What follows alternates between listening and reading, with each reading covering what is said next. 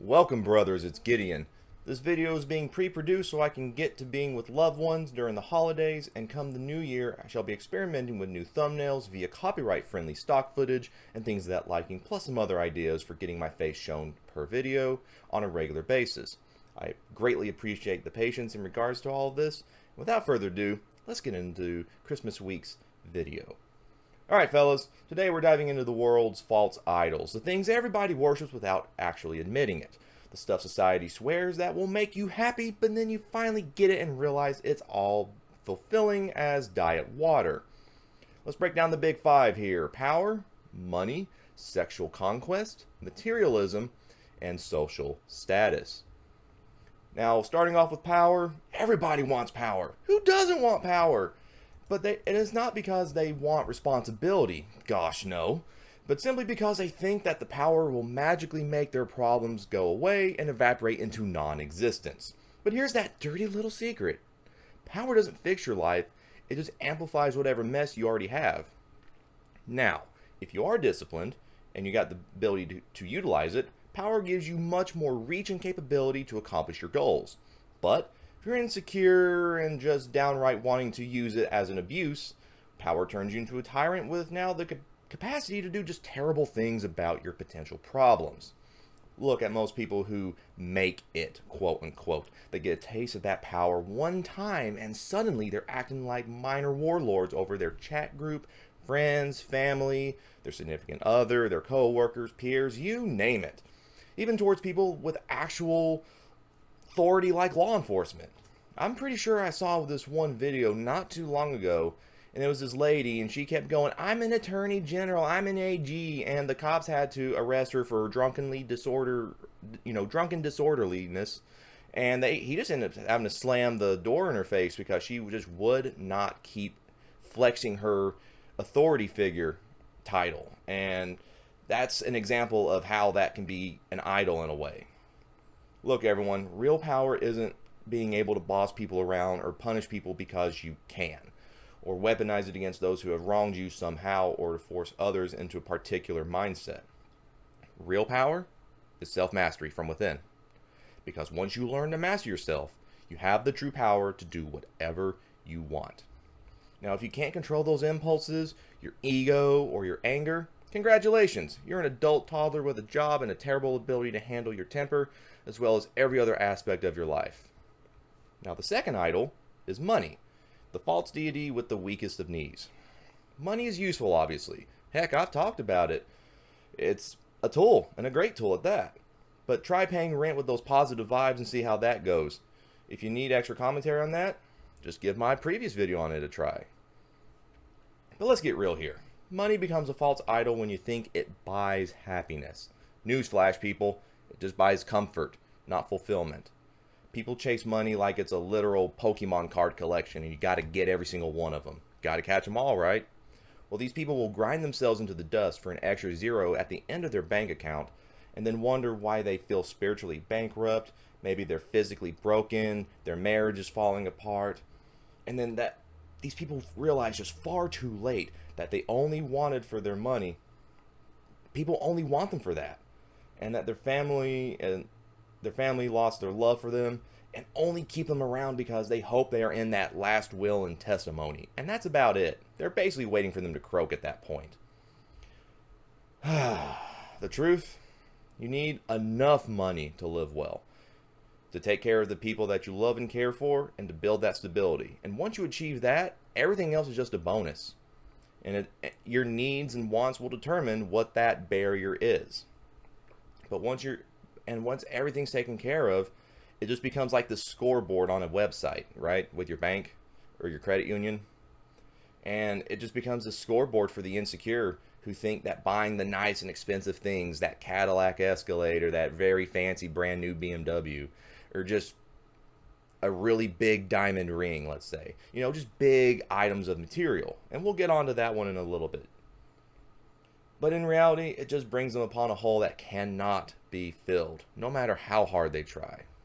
Now, the third one is sexual conquest, which is the carousel that just doesn't stop. And this world likes to treat the sexual conquest like it's a damn holy quest. Men are bragging about how many that they got to be with, how big some assets on her were, and things like that. But women are bragging about their options and all that. Maybe someone is giving them money. Maybe they're a sugar baby.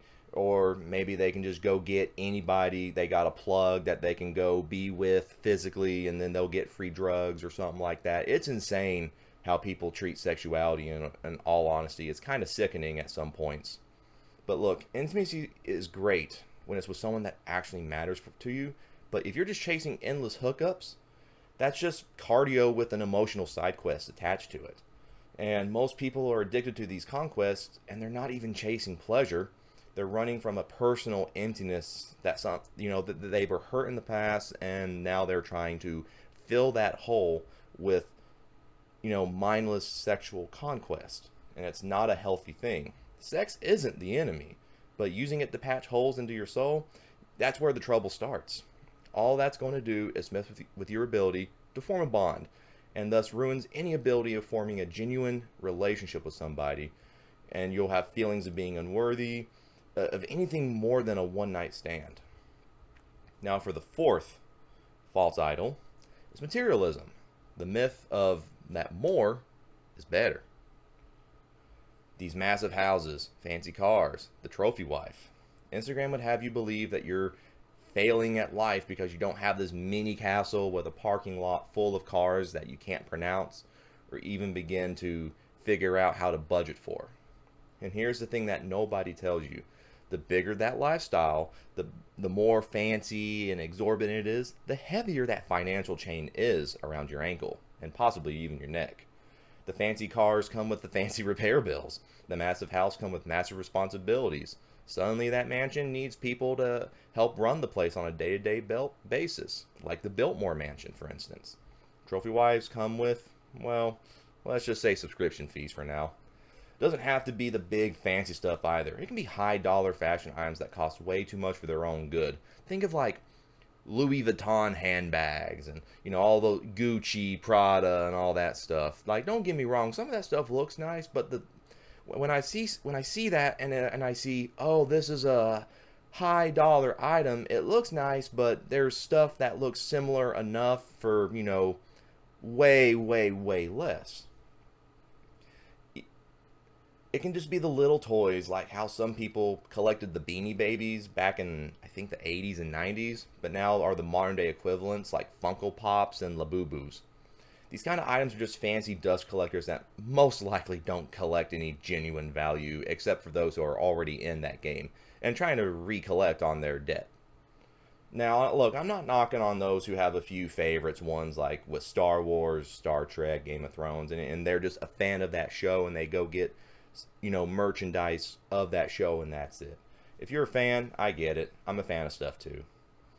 But what I'm trying to get at with these collectibles, however, is that there are some stuff, and they collect it like it's preppers collecting silver and gold. And at least the silver and gold has some kind of monetary value that everyone else is perceiving. When you're doing these other things with the Labubus and Funko Pops and whatnot, it's a heck of a riskier gamble. And the way I see it, y'all, materialism is just a treadmill. No matter how fast you try to run or how much you buy or even for prolonged periods of time, you're still running in place, just slightly more broken down over time. And the happiest people, they're not drowning in luxury and excessive crap. They're the ones who can walk home and feel at peace. They don't have to look at the pile of hefty bills that came in the mail, as well as some final notice letters from the debt collectors. They don't have to worry about all that stuff that's in the boxes or have it stored in a warehouse unit and pay their monthly bill for that too, just to house their shit. They show up, they pay off the basics, and they proceed with their lives without molestation. The fifth and final false idol is social status, and it is the most fragile of them all, because this gets almost everybody, because the world worships your reputation like it's solid gold, 24 carats. But in reality, it's like glass. It's shiny, it's fragile, and everyone's trying to crack it. Everyone's trying to get at it. Like the followers, the clout, and then people build entire personalities online for being seen, and they don't even know who they really are, and they're not even really someone worth seeing.